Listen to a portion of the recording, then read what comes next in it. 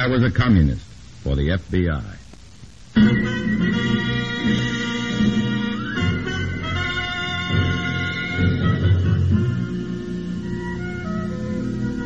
Starring Dana Andrews in an exciting tale of danger and espionage. I was a communist for the FBI.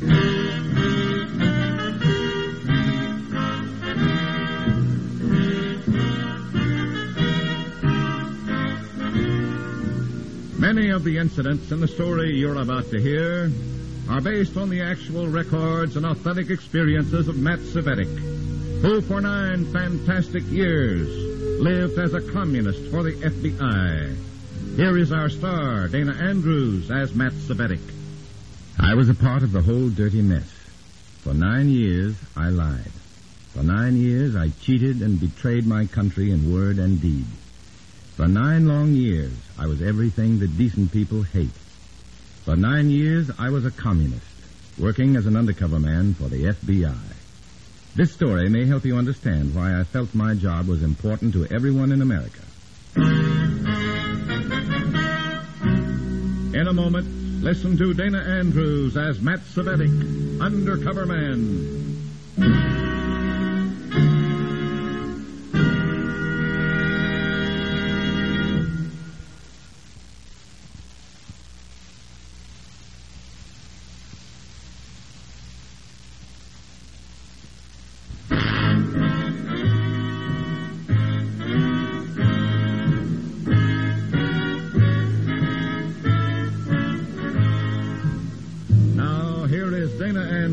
As Matt Cvetic, undercover man. This story from the confidential file is marked, Draw the Red Curtain.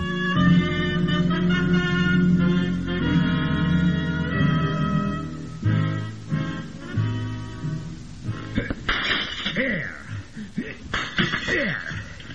See this? That is what I think of your editing. Very well, Vladimir. I'll report your change of heart to party headquarters and ask for a new assignment. No. Wait, comrade. Why? I am sorry. I will put in the new dialogue. I do not want to disturb our comrades with such a petty quarrel. I was sure you wouldn't. But if only you weren't such an aesthetic nincompoop.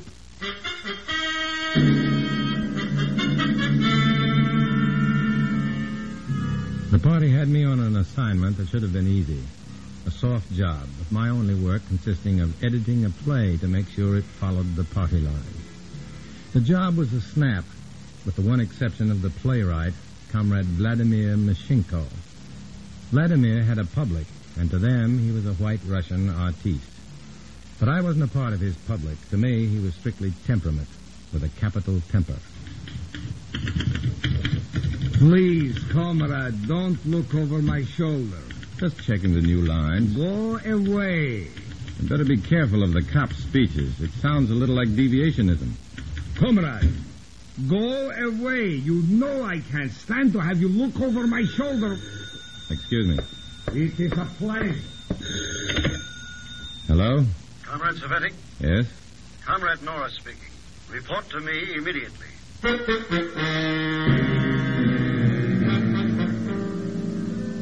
And that's the way the job lost any softness it might have had. And trouble was mine without the asking.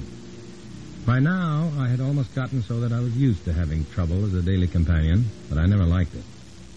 I left Vladimir attacking his typewriter like it was one of his hated capitalists, while I went down to party headquarters, located in a forbidding gray stone building that was, ironically, squatting between 2 symbols of everything communism was against, a church and a bank.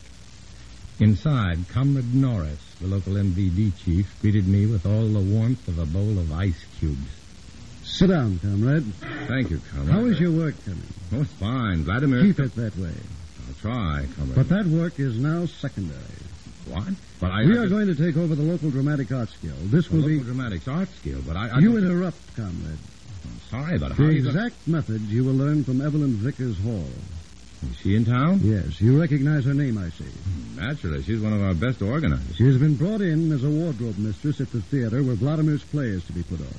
How did you get that job? That's no business of yours, comrade. Sorry. As you know, Vladimir belongs to the Dramatic Arts Guild. You must get him to vouch for you so you can join, too.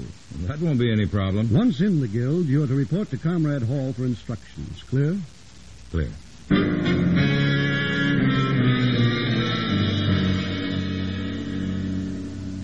It was too clear, all except the technique to be used. I knew the local Dramatic Arts Guild had a membership of over 2,000, including people in all phases of the theater, from prop boys to set designers and stage hands to producers. I was plenty curious just how a handful of Reds were going to take it over. Curious but not disbelieving, I'd seen too many of their operations to underrate the threat of this one. As soon as I was away from Comrade Norris and party headquarters, I made my report to the FBI from a drugstore payphone. Hello? This is the man with the red hat. We're in the market. Go ahead, Matt. Evelyn Vickers Hall is coming to town, going to try and organize a takeover of the Dramatic Arts Guild. When? Right away. I got instructions to work with her. The commies aren't missing a bet in getting their message to the public. Go ahead with it, Matt. Send us a list of the Reds you find in the guild. Then try to break up the deal without exposing yourself. That's quite an order. Yeah. Good luck.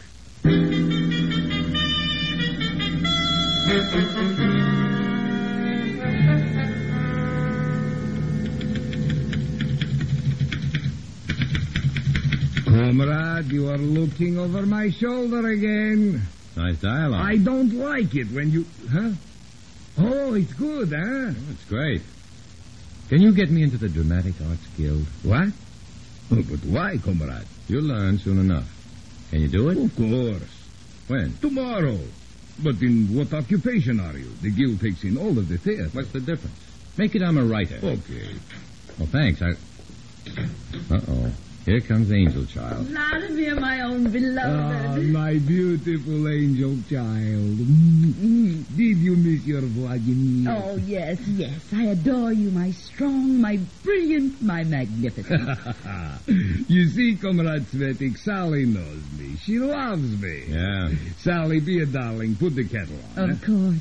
Will you help me, Comrade Matt? He'd be glad to. But I... Go ahead. I won't miss you. All right. Well, this way to the kitchen. I know. The kettle is there on the... Matt, Huh? we're alone, darling. So we are. Well, I'll get the kettle and fill it. Oh, Matt, why do you treat me like this? I'll do anything you say, only... Then turn on the stove. Here, give me the kettle. There. Now, will you talk to me like a human? Sure. What do we talk about? Matt, I like you. That's nice. Well, what's wrong with me? Well, you're smart. You're very beautiful. Oh? But you've got the heart of a pawnbroker. Well, naturally. I'm a woman. You're a party member. My mind is. But my feelings are pretty bourgeois. You need some discipline, comrade. Badly. You did a good job bringing Vladimir into the party, but you're risking it with it. Nonsense. I can handle Vladimir. Either way, get a new boy to flirt with. I've got a new job to do. I'll be busy. New job? Oh, don't tell me, with Evelyn Vickers Hall? Yeah? Oh, that's wonderful. Well, what's so blame funny? You'll see, my darling, tomorrow.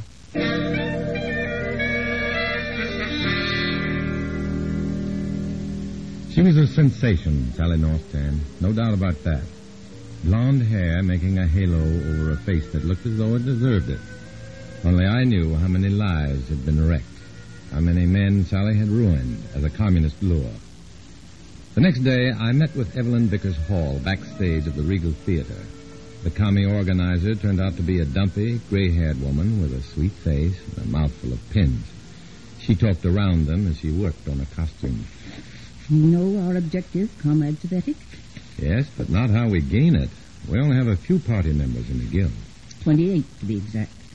We will need another 100 or so fellow travelers who will vote the way we say. Is that all?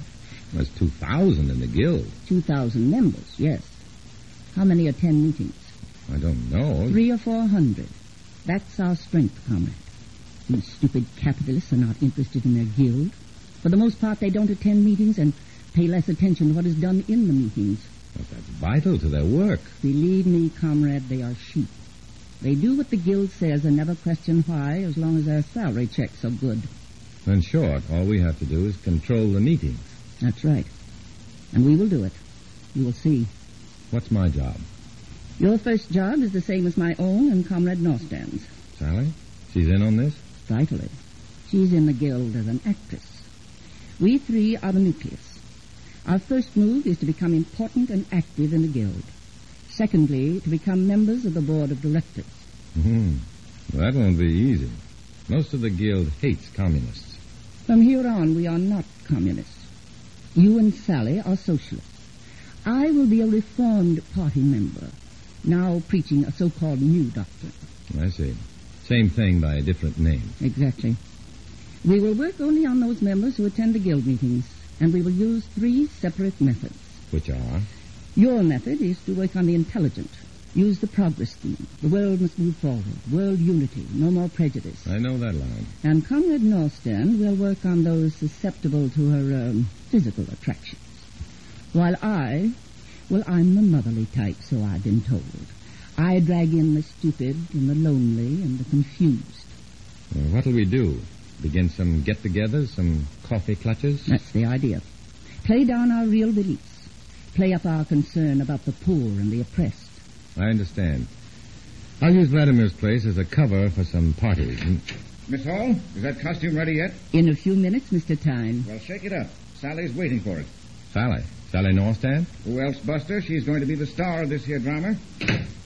Well, who's that little bundle of vitamins? Nate Tyne, the director. Oh. Stay away from him. He hates the party, and he's the big wheel in the guild. Any chance for Sally to bring him around? None. Tyne's married and likes it that way. Be very careful with him. He's the guild president and is the one man who could block us at the elections. What elections? 2 months from now. The new board of directors for the guild will be elected. How many directors? 5, counting the chairman. And 3 of the new directors are going to be communists.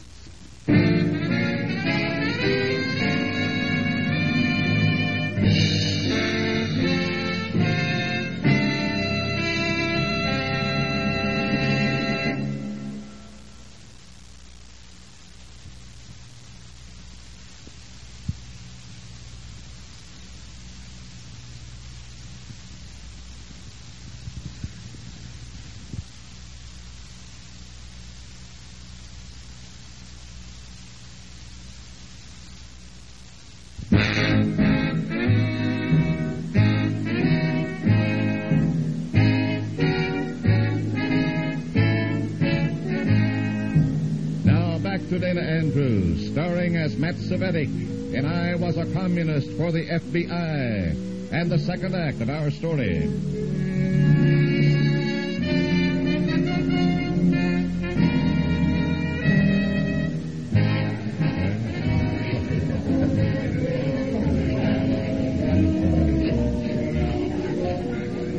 Matt, will you dance with me?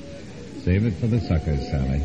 Get to work on that big actor over there. He's ripe for picking. Oh, all right. But he dances like a tank with a broken tread. Henry! All alone? Why don't you ask me to dance, darling? Well, but of course, Sally. What a dame. Oh, hello, Mrs. Walker. You, what a lovely party. It's just too divine. Oh, thank you. I meant to tell you, I heard what you said to Nate Tyne last night. I certainly thought you'd put him in his place. You were brilliant. Oh, I was? Oh, my. Oh, but they really were your words I used. After you explained how backward we were growing, I woke up to a lot of things. Good. We certainly need some progressives. People like yourself to fight for the real human values. To tell the public about it. Oh, don't you worry. I'm going to spread the word.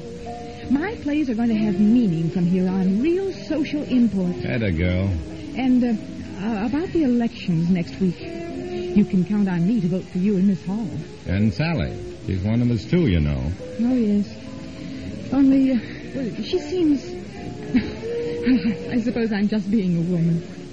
I'll vote for her, too. Good. And get some of your friends, too, Mrs. Walker.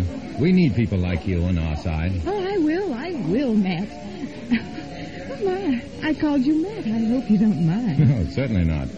Would you like to dance? Me? I'd love to.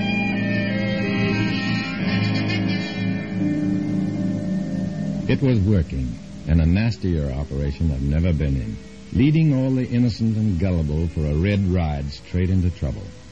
We had nearly 100 fellow travelers with us now, and Comrade Hall told us how we were going to use them. The divide and conquer method, comrade.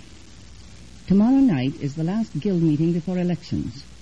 We need a law passed making it mandatory that there be at least 3 candidates for each position on the board. One for us and the 2 other candidates to split the opposing vote. That's right. But we won't have a majority to get the law passed. Yes, we will. Tomorrow night we're going to filibuster. We're going to stampede our law through. But with only 100-odd votes, By the time we've talked until 4 in the morning, so many of the opposing votes will have gotten sleepy and gone home. We'll have a majority. You'll see.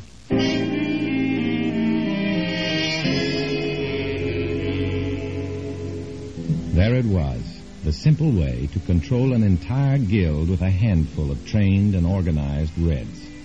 Evelyn Vickers Hall knew her business, and even the stubborn fight of Nate Tyne, the guild president, couldn't stop us. We made sure of that beforehand. Our comrades are down front. They know what to do, Comrade Hall. Good. Let's go on stage.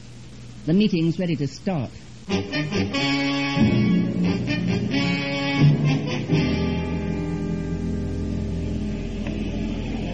And I say that this new law to have 3 candidates is essential, fellow workers, if we are to have a truly democratic election. In the words of Thomas Jefferson, that great leader whom we all remember... All right, Miss Hall, all right. Make your point, please. We're waiting to vote.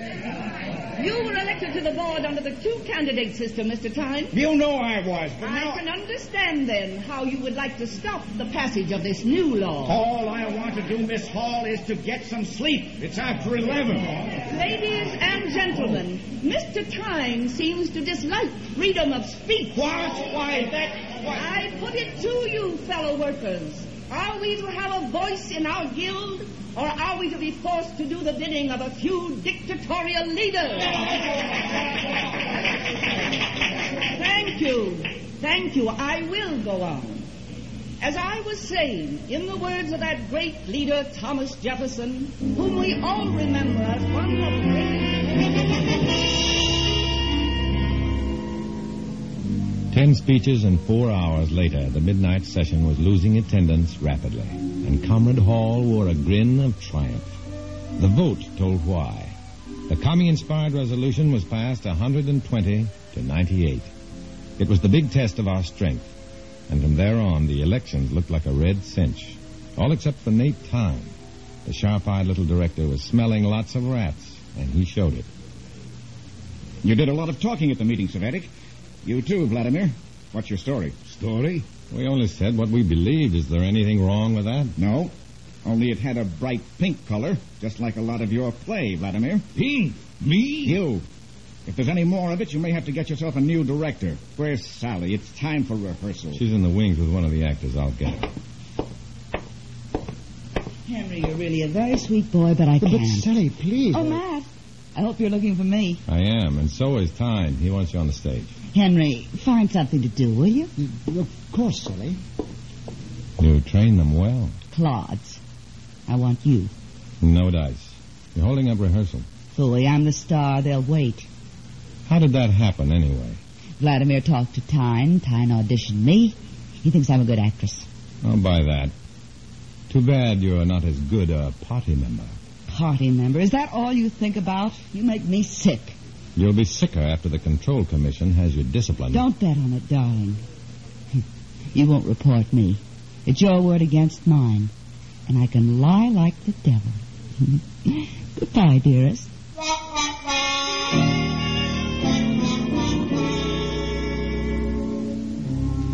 The laughing, devilish angel child gave me the idea how to break up Comrade Hall's invasion of the Dramatic Arts Guild.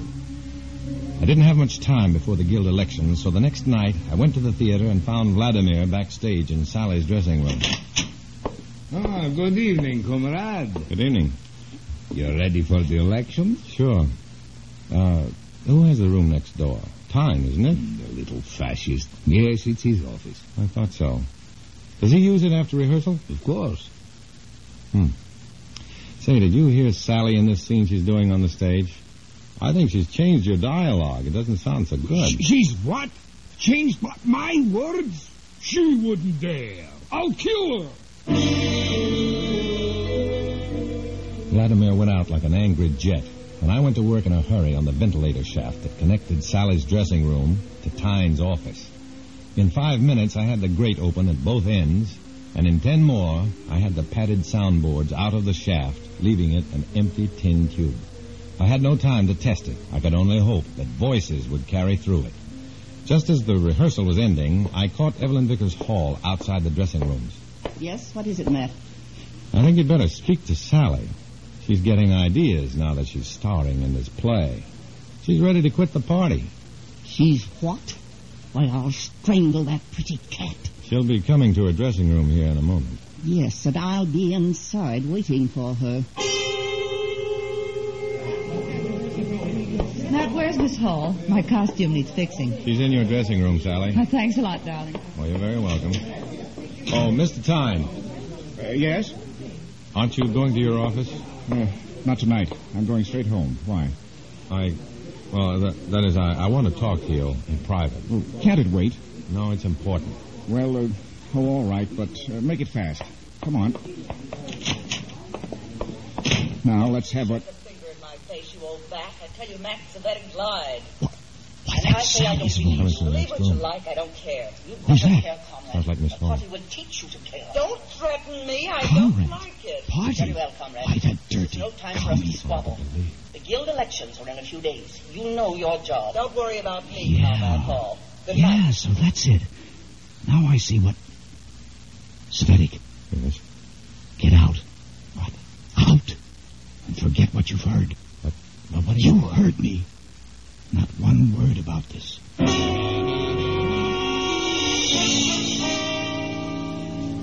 Did it work? It was anyone's guess as Tyne hustled me out of his office. I waited in the hall. Then, to my surprise, Tyne came out in a few minutes and left without a word to anyone. For the next few days, I waited in tension for Tyne to go into action. Nothing. It was obvious as the day of elections came around that Comrade Hall had overrated Tyne's hate for Reds, or underrated his susceptibility to Sally. Either way, the election meeting began with no sign that Tyne knew anything was wrong. And I sat on the platform with the candidates, feeling pretty sick as I knew my plan had failed. Look, Comrade Cvetic, our comrades are all here in a solid block down front. We'll win without a struggle. Yeah. And when we control the board, the guild will do as the party says, as I say. Miss Hall, look! Look what's happening! It was beautiful. Through all the doors of the huge hall they came, by the dozens, by the hundreds. In 15 minutes, the hall was jammed with people. Practically the entire guild had shown up for the elections. It was easy to see who was responsible as the grinning Nate Tyne stepped up to the rostrum. Quiet, please. Thank you. Fellow members of the Dramatic Arts Guild. As you know, tonight is the night of our elections. The elections that some of our members were certain of winning under the guidance of Miss Hall. The very same Evelyn Vickers Hall who is at this moment sneaking from the platform, unwilling to face a guild united in its determination to get rid of communism.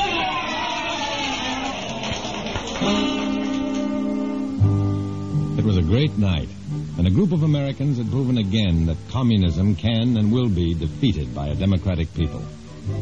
For me, I had to report to party headquarters the next morning, and Comrade Norris was somewhat less than friendly. You failed, Comrade Cvetic. Failed the party miserably. But Comrade Norris, it was not my fault.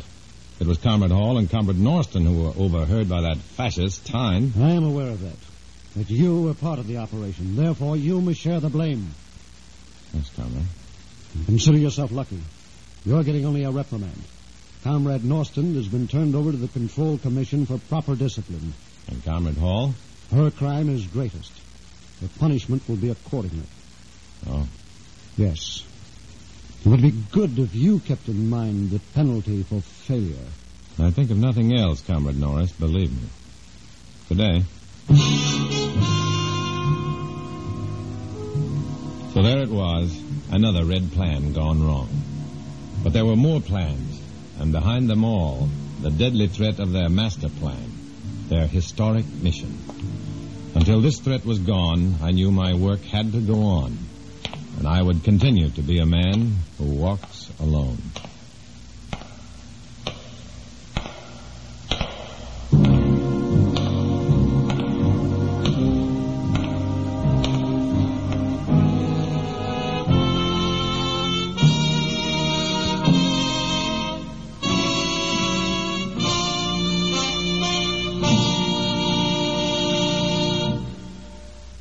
Dana Andrews will return in just a moment.